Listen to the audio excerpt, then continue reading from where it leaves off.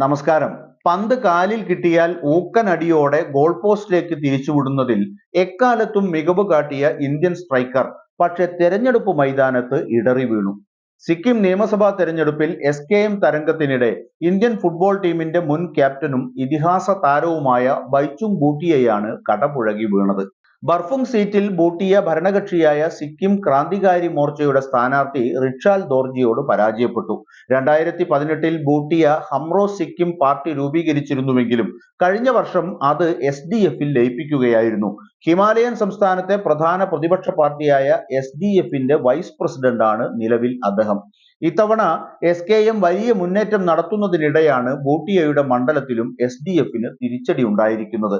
Indian ഫുട്ബോളിലെ ഇതിഹാസ താരങ്ങളിൽ ഒരാളായ ഭൂട്ടിയ നേരത്തെ പശ്ചിമ ബംഗാളിൽ നിന്ന് തൃണമൂൽ സ്ഥാനാർത്ഥിയായി 2 തവണ തിരഞ്ഞെടുപ്പിൽ മത്സരിച്ചിട്ടുണ്ട്.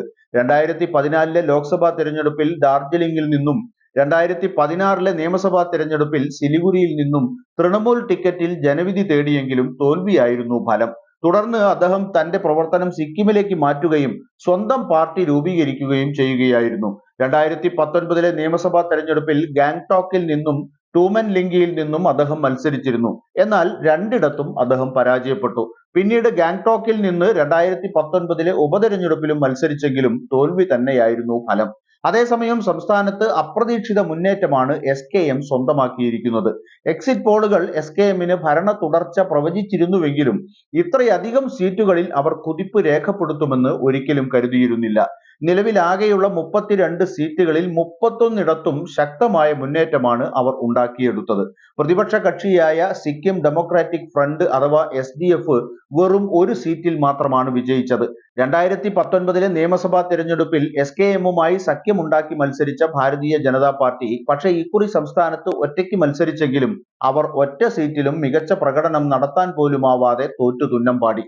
കഴിഞ്ഞ നിയമസഭാ തിരഞ്ഞെടുപ്പിൽ സിക്കിം ക്രാന്തികാരി മോർച്ച അഥവാ SKM 17 സീറ്റുകൾ നേടിയാണ് അധികാരത്തിൽ എത്തിയത്. ഇതേ തെരഞ്ഞെടുപ്പിൽ പ്രധാന പ്രതിപക്ഷ കക്ഷിയായ സിക്കിം ഡെമോക്രാറ്റിക് ഫ്രണ്ട് 15 സീറ്റുകൾ നേടിയിരുന്നു.